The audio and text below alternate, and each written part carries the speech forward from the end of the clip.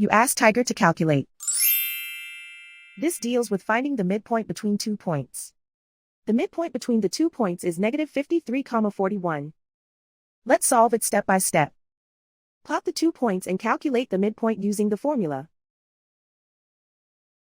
The coordinates of point 1 are, x1 equals -87, y1 equals 34.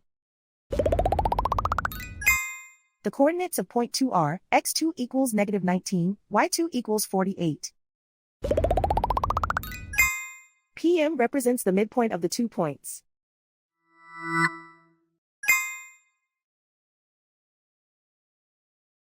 Use the x values in the midpoint formula to find the midpoints x. x1 equals -87. x2 equals -19.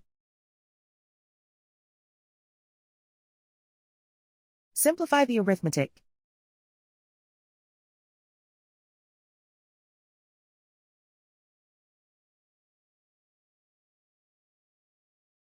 Use the y values in the midpoint formula to find the midpoints y. y1 equals 34.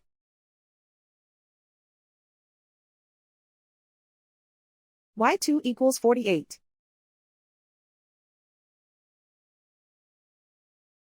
Simplify the arithmetic.